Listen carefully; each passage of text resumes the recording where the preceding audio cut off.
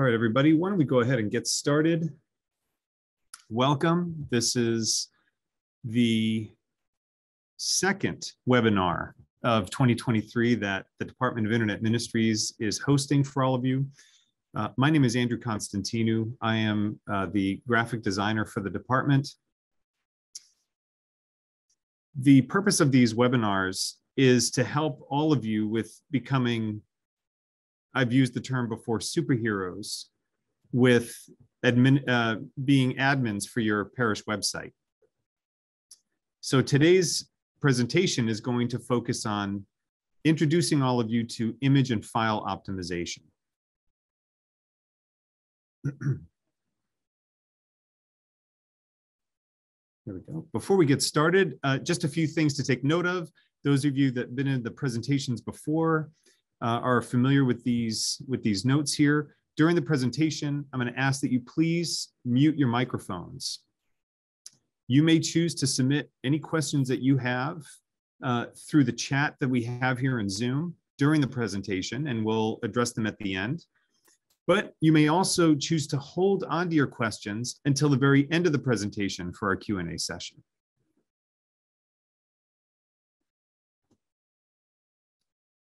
In today's session, we're going to review the following. We're going to review what it means to optimize images and files and the benefits of doing so. We're going to review image optimization and achieving balance between quality and quantity, file optimization, and how to package your content in the appropriate file format. We're going to go ahead and do a live demo so that you can see a couple of the tools that are used or that we suggest that you use for image optimization and file optimization. And then finally, we'll wrap up and get into your questions and answers at the end. So let's start off with getting an understanding of just what optimizing your files means. Optimizing your files is a way to prepare your website's images and downloadable files in such a way that they take up the least amount of space on your website and use up the least amount of bandwidth for download while working to retain their quality. It's also about search engine optimization as well, or SEO. Piggybacking off of last week's webinar, where we talked about content management for your website, proper image and file optimization is also about using the right naming conventions for your files. Using concise and descriptive names makes it easier to find your files by you and your other website admins. And in doing so, it boosts your website in search engine results because search engines crawl your page content, including your images and your linked files. The benefits of optimization. Well, first and foremost, it loads your website more efficiently. Your website will load faster for your site visitors. And because of that, it's going to provide a better and cleaner user experience for your website visitors. It also allows you faster uploads for you, the website admin. It cuts down on web server storage costs for the archdiocese and for your parishes. And as we just mentioned a little while ago, it promotes better search engine optimization. Now let's get into image optimization and explore what that's all about. Image optimization, I like to say, is trying to find a balance between quality and quantity. Images account for most of the data transferred on a web page, and as a result, they must be optimized. The task of image optimization, as I said, helps you to find that balance between an acceptable image quality and an acceptable file size. So let's take a look at just a couple of examples of what that means. Here we have a photo of a stained glass window. This image is at 100% quality. It is 918 kilobytes, just shy of 1 megabyte in file size. Now, in contrast, there we go. In contrast, this is the same image with the quality dropped all the way down to 0%, which gives us a poor looking image but a really good file size, right? Like 9 kilobytes. That's going to give a really quick upload, and it's going to be a really quick download as well. But you're sacrificing the quality here. And let's take a little bit of a closer look at that. So what you're seeing there on the image, number one, you're seeing a discoloration. And number two, you're seeing all these little squares, these little what are called pixels. These are the building blocks, if you will, of your digital images. And you're seeing a greater amount of pixels because we've dropped the quality, and these pixels are trying to fill in the extra information that's needed in order to keep the image visible for all of us. And here's a side-by-side example here. On the left, 0% quality. On the right, 100% quality. You see the big difference. And this is something you're going to look for. And we'll talk a little bit later on about finding the right images for your website. If you see images for your website looking like the image on the left side of the page here, that's going to be a problem. It's going to reflect poorly upon your parish website, upon your parish webmasters. And it's also going to sour the user experience for your site visitors, because everybody wants nice, clean images when they come to a website. Now, same image. This one here has been optimized to 50% quality, and its file size is nowhere near 900 kilobytes. It's down to 82 kilobytes. And you'll notice we're not seeing a lot of pixels here. If we zoom in really close, we could probably notice a little bit of discoloration. We could probably notice some greater pixels, but we've got a nice file size here to work with.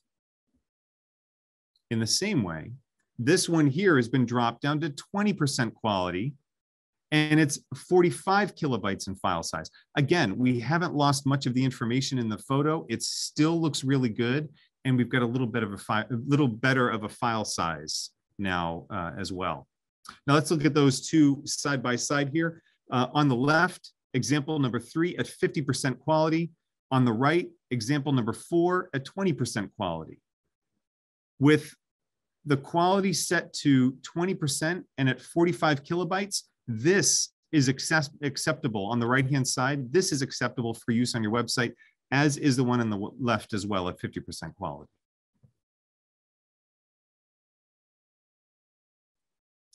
Now, when it comes to image optimization, it also helps to understand not just the quality and the quantity, but it also helps to understand your file types as well. And there are 3 file types that you can use with your parish website. Those are JPEG, GIF or GIF, and PNG. Let's take a look at each one of those. JPEG has an expansive color palette, and it can support a wide range of photography because of that wide color palette. Unlike PNG and GIF, which we're going to see in just a minute, JPEGs do not allow for transparency. GIF or GIF has a limited 256 color palette, and it does support transparency. Now, I've mentioned transparency twice, and let me just touch upon that just very briefly here. Transparency means that the background of your image can be knocked out so that it can sit nicely upon maybe a colored background, or it can sit nice upon another image.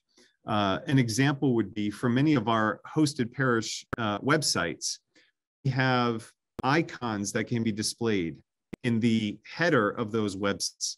Well, the backgrounds of those icons have been knocked out so that the background color change behind them. GIF can support transparency, has a limited color palette, and because of that limited color palette, it's going to be really good for things like line art, clip art, and logos, as you see on the right-hand side. And just as an added tidbit here, I've mentioned that this file format can be pronounced either as GIF or GIF, but the creator of this file format says that it's properly pronounced as GIF. Now you know. Last one we'll look at here is the PNG file format. JPEG, this has an extensive color palette, and it supports both simple color palettes and transparency like the GIF. So it's ideal for logos and for graphics, and it can also be used for. However, one thing to take note of, the PNG can produce considerably larger file sizes than the other two. Now that we've taken a look at quality, we've taken a look at quantity, we've taken a look at our file formats, let's get an idea now of just how we use these photos for use on our website. You want to start with the best quality images. So when looking for a high quality image for your website, here are some questions that you should ask when you're choosing those images. Is the image nice to look at? Is it poorly lit or is it well lit? Is the subject off center or is the image well composed? How about the next one? Is the image inspiring? Is it dark? Does it depict a dark and empty church? Or does it depict a bright, full church that shows an active, thriving parish together in prayer? Is the image appropriate? In other words, is this the image that you want to best represent your parish, your community? Is the image purposeful? Does it help to convey emotion or to illustrate or complement the text that it's accompanying? Is the image distracting?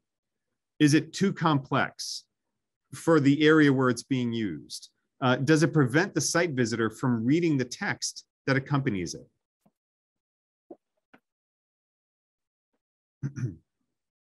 Now, when looking for these images, I'm going to give you a few different sources here. The first is, and in my opinion, this is probably the best source for you. Take a look in your parish and see if you can enlist some talent, some photography talent from your parish there. If somebody good with a camera, or maybe even with if not a professional camera, if they're just really good at composing images using just a camera on their mobile device. Using these photos that are taken by a photographer at your parish personalizes your website, adds character to your website, and builds a great connection for your own parishioners and for those that may be coming to your website to learn more about your parish before they decide to walk through the doors. You've also got many online sources as well. There are a few sites that I've used that are free to use. Those are pexels.com, unsplash.com, and pixabay.com. And then you've also got some sources where you can purchase photos like Shutterstock, Adobe Photos, and or rather Adobe Stock, and iStockPhotos.com. I'm also going to point out that Google Images can be a source for your photos. However, this may not always be the smartest way to find photos that are needed. Google Images, from my perspective, is not an open invitation to use found images at your leisure. So if you decide that you want to look for photos through Google, you want to go to the top of the images results page and click on the tools button. And then you want to click on the Creative Commons licenses, or rather uses rights and then select Creative Commons licenses to see which photos might be usable on your website. And a good rule of thumb is if you're unsure about whether it's okay to use an image or not, reach out to the owner of that photo or through the website, or if there's a direct connection to the photographer, reach out to them directly for permission. And if you can't do that and you're still unsure, then find another photo. So how do we optimize these images? We've found our great photos. We know what we want to do. How do we get it done? Well, there's a couple options that we're presenting here for you as well. Pixlr.com is a free online image editing app, which allows for cropping and image optimization, while also including several great photo editing tools. This screenshot here is from Pixlr.com, and we're going to take a look at that in our live demo. The other one is called Burmy.net. It's simple, it's a free online tool, but it's very limited in its use. Unlike Pixlr, it only allows you to crop and optimize your images. If you're looking for something really quick to work with, Burmy might be your best option. Now, when using Pixlr, we suggest that you import your high quality images right into Pixlr, crop the image to the desired size. Don't resize the image, but crop it and fit it to the frame that you need, and then save for the web using the quality slider while paying attention to the file size. So in this case here, on the right-hand side, you'll see the arrow pointing to the quality slider. And on the left-hand side, there's a box around the file size. As you pull the quality slider to the left, the quality is going to drop and the file size is going to drop as well. So again, it's trying to find that balance here.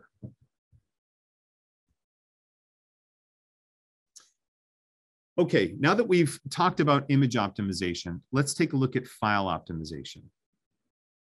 When it comes to file optimization, deliverability is key. Converting your files to PDFs, which is a very common and universal web-ready format, it's a practical solution and a common solution, but optimizing files is more than just changing the format. So like with our images, let's take a look at the file types that are common on, in this case, for websites, for parishes to place on their websites for their users to download. In a lot of cases, Microsoft Word, PowerPoint, Publisher, and Excel are uploaded to websites for the visitors to download. It's a great idea, but these are your original files, and these files can be manipulated if somebody were to download them into Word or Excel or PowerPoint. But by providing these to download, you're assuming that all of your website visitors use Microsoft apps. What about those that don't use them? This presents problems with opening the files for your users, and it prevents you from getting your message across effectively.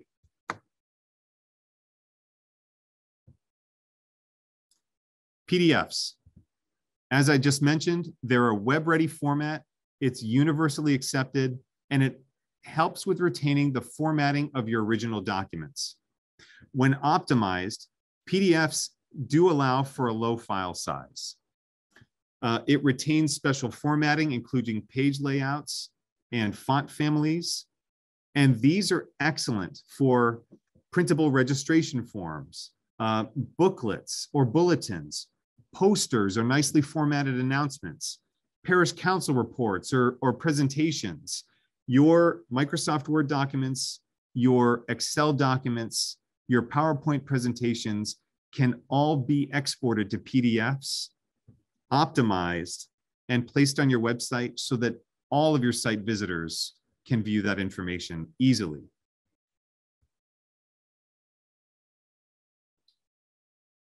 The last format I'm going to talk about here is just HTML or just creating a page on your website. It's not always about making Microsoft Word docs or Excel docs into PDFs. When appropriate, making a page on your website may be the best way to share content with your visitors. Sometimes you can reach your visitors more effectively if you copy and paste the text into a new page on your website. It's nothing to download. It's just one click to get right to the source.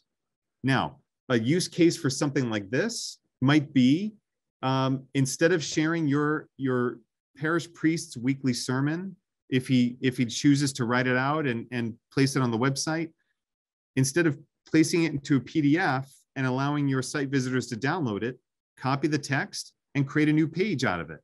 Create a sermon section on your website so that your site visitors can view the current sermon and maybe even an archive. Biographies, CVs, ministry descriptions, all of those can easily be taken out of a Microsoft Word document and placed directly onto your parish website. Let's take a look at an example here of a festival booklet and the differences with optimizing it as a PDF. So this booklet here it has quite a few pages in it, and it's something that if you're going to place it on your parish website, you're going to want to retain its formatting. You're going to want to retain its page order. And so it's necessary to save it as a PDF. Now, on the far left, we have the original PDF of this booklet. It weighs in at 38 megabytes. Now, in the center, we have taken this into the Adobe Acrobat compressor and compressed it with high compression. So we've knocked now the file size down from 38 megabytes to 2 megabytes, which is fantastic. It's going to be a quick upload. It's going to be a quick download.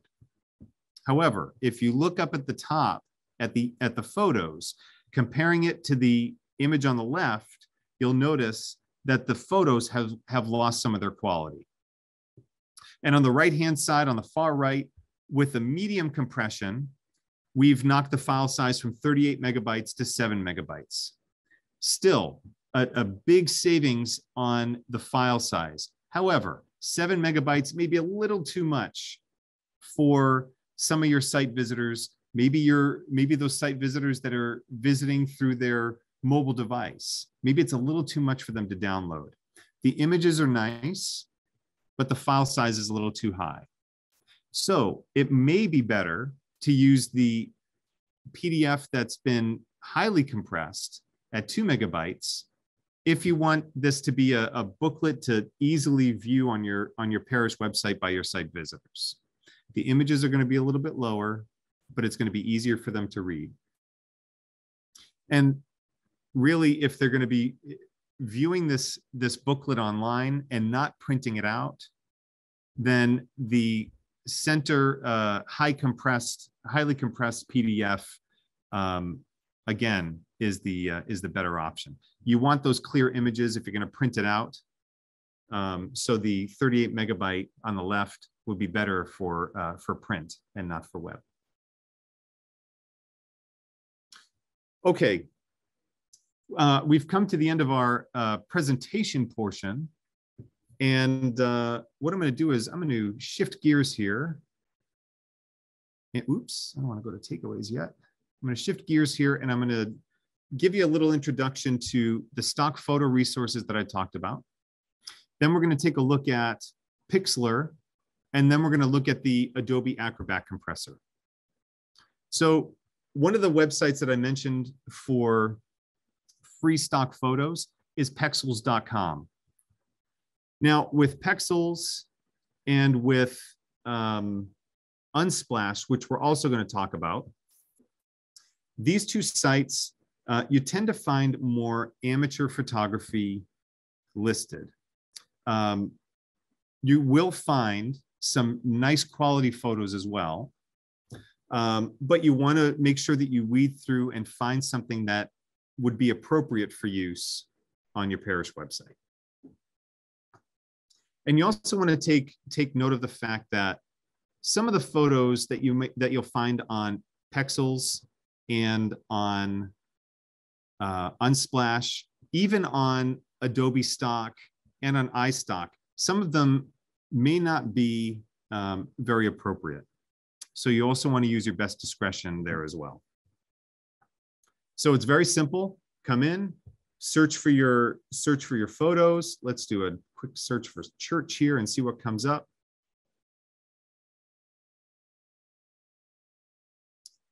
If I click here, I'm going to click on this image here that depicts the stained glass window. And I can download different sizes, or I can just click the free download button to begin my download. Now, you can, they do suggest, if you'd like, you can give a donation to the photographer for their work. You also want to make sure that you copy the source information so that you can include that with your images. It's very important to do that. I mentioned before about Google Images and not taking photos directly from Google Images, but making sure that you can use them safely and appropriately. Same applies here for Pexels. They do, and for Unsplash and for Pixabay. They do offer free images, which is wonderful, but you want to make sure that you include that source information to give credit to the website and credit to the photographer. Same here with Unsplash. Do a quick search. Unsplash will list its sources down here, or list its images rather down here. I can click on it to enlarge. I can download for free. Same with Pexels. You're going to have that option to include the credit, and you want to make sure you copy that and include it on your website. Here's Adobe Stock. Same as the other two. You're going to want to do a search for your image. Adobe Stock, you will have to pay. And you can see that they give you options for different licenses. And you can go ahead and buy the license that you need to display your photo. And it's important to understand that some of the photos from Adobe Stock, iStock, or any other paid site, there are going to be terms in most cases for where you can use the image. Some may specify that you can use them only on the web, that you can use them in print. If they're used on the web, they can only be used for a limited time. So you want to make sure you pay attention to those license terms before you buy your image. And the same here with iStock as well. Done our search, click on the image, and then you can go ahead and continue with your purchase.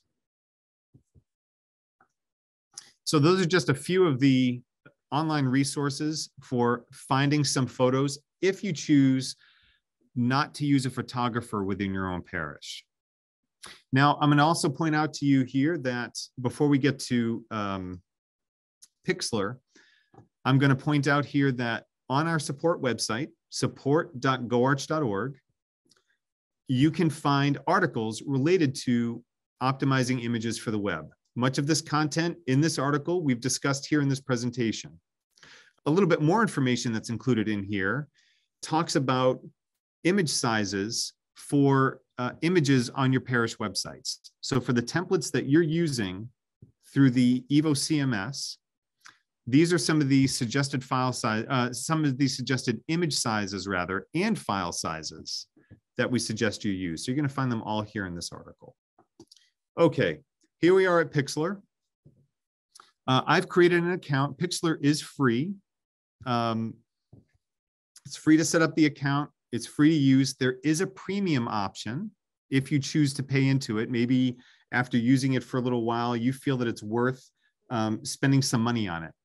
If you feel like you want to do that, excellent. In my opinion, I think it'd be worth it. It's a really nice app to use. When I come to Pixlr, I'm going to come here to the photo editor, which, as you can see, is this button here in the center of my screen. I've opened up my image into Pixlr. I dragged it right into the interface, and it opened up for me here in a new window. What I can do here now is I can, let me start by cropping. I'm going to crop the image here. I'm going to use the crop tool. I can set sizes for the crop. I can also do it by ratio. So it's going to give me a proportional sizing on my image. As I pull the corner, it's shrinking the height and the width at the same time.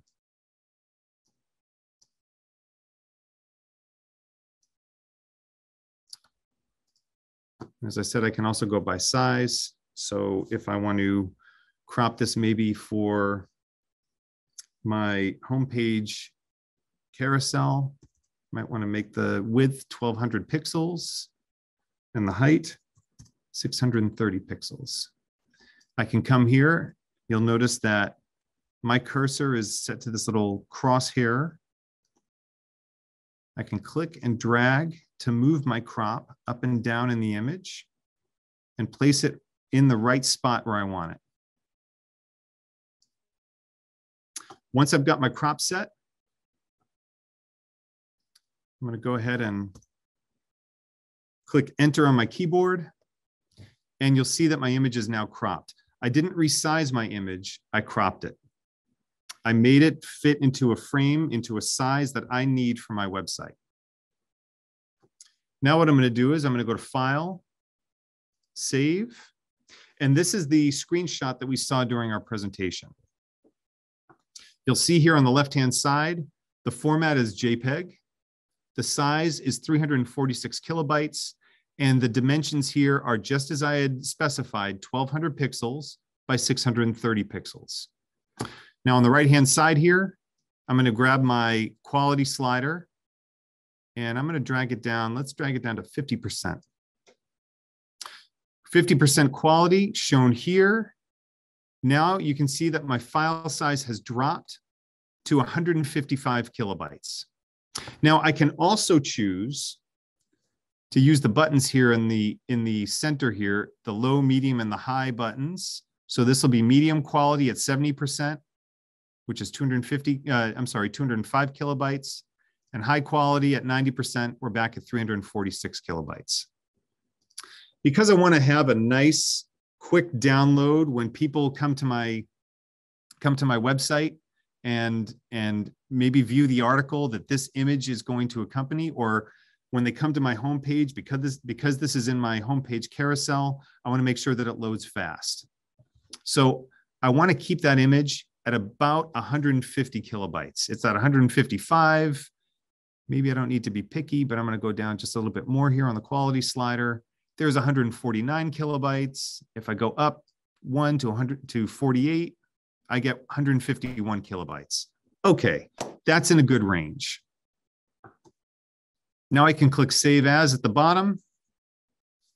It's going to show me where I can drop it back onto my computer. I would name it accordingly. Let's go rose stained glass window. And then maybe I want to mention that I'm going to use it in my carousel. And I'll hit enter. Success, my file's been saved. And then I've got an option here to do if I want to sign up for premium, I can go ahead and do that. Otherwise, I can just close out of the box. Because it's opened up here in a new tab, I said new window before. I apologize. I meant to say a new tab here in the app. Now that I'm done with my image, I can close this out and move on to something else. I did mention we're not going to cover them all here. Perhaps we can cover them in a later presentation. I did mention that there are quite a few editing tools here in Pixlr, which would be great to use. Cloning stamps, pens, brushes, erasers, fill options, and so forth. We can take a look at this at another time, but you may want to come into Pixlr and play with these tools yourself and see how you can use them for your site graphics. I'll close out of this. It takes me back to my dashboard. Then I can close out of Pixlr. Okay, we've talked about image compression. Let's focus now on file compression. Before we got into the image compression, I talked about an article that we have on our support site. Well, we happen to have an article also for file compression. In this case, how to compress a PDF. And much of the information that you find here, we've talked about in this presentation as well, but this will be a good reference for you. And it also provides the link that you'll need to the Adobe Acrobat online compression app. So let's go ahead and click that. Great. This is what you'll come to when you click the link. I'm gonna go ahead and select my file. I'm gonna use that booklet that I talked about in our presentation. Now, this is going to take just a minute to upload here. We're uploading 38 megabytes of a PDF into this app. Great. This is now uploaded, and now my options for compression are open for me to start using. So best compression here is high. It's estimated that it's going to drop my file down to 10.4 megabytes. It's going to give me a small file size, but it's going to give me a low quality in the images, as we saw in the presentation. I can also do medium, which will give me 17 megabytes, and low quality, which will give me an estimated 20 megabytes. Because we want to display this booklet on our website and make it easy for our website visitors to download and view it, I'm going to use the high compression and go with that smaller file size, or the smallest file size. I'm gonna go ahead and click compress. Doesn't take very long to do this. Adobe's telling us just a few more seconds. And it's going to pop out the file here in the Adobe interface. Wow, and it just mentioned that it dropped it down to 2.12 megabytes, which is a considerable savings from 38 megabytes.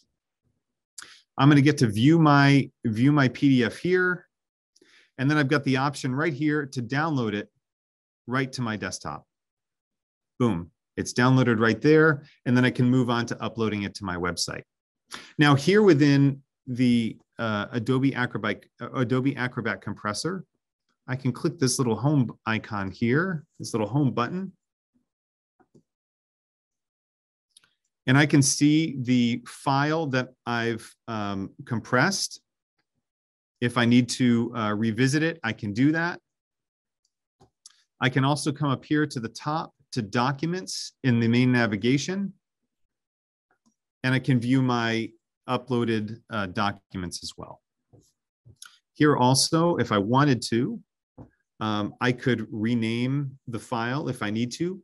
If I need to compress it a little bit more, see if maybe I can squeeze a little bit more out of this file, or squeeze a little bit more of the megabytes out, then I could try to compress it again. And then there's a lot of other options here that you can do within the online Adobe Acrobat app for your PDF, such as adding comments, organizing it, and so forth. But for the purposes of this demo, we're just going to focus on the compression. And I can also delete it right from here if I need to as well, or download it again too. So I'm going to delete it, and I'm going to move on. Okay, heading back to our presentation here. We're just going to finish up here with a few takeaways and then get to your questions. So again, optimizing your image and files is a way to have them take up the least amount of space on your website while retaining their quality. Optimization of your images and files helps your website to run better, provides an easier user experience for you and your site visitors, and cuts down on storage costs and promotes better SEO or search engine optimization. For image optimization, know your file formats. Remember that we've got JPEG, GIF or GIF, and PNG that we're working with on our websites. Understand what each image type or file type can do for your images, and choose the best one for the images you want to display on your website. Start with your high quality images. Remember those questions that we talked about evaluating images for your website. Take your images into Pixlr or a similar application, crop, then save for the web. For file optimization, know your file formats, and based upon your content, decide the best way to present that content to your site visitors. Do you want to show it as a PDF? If it's a booklet, absolutely, output it as a PDF. Is it something more like a sermon from your parish priest that you want to collect into a repository of sermons? Then best to use it as best to take the text and place it as a page on your website so that it's one less step for your site visitors to take in order to get to that content. And for optimization of your files, it's not enough to simply convert to a PDF. Remember, the file must be compressed if it's going to be optimized properly for your website.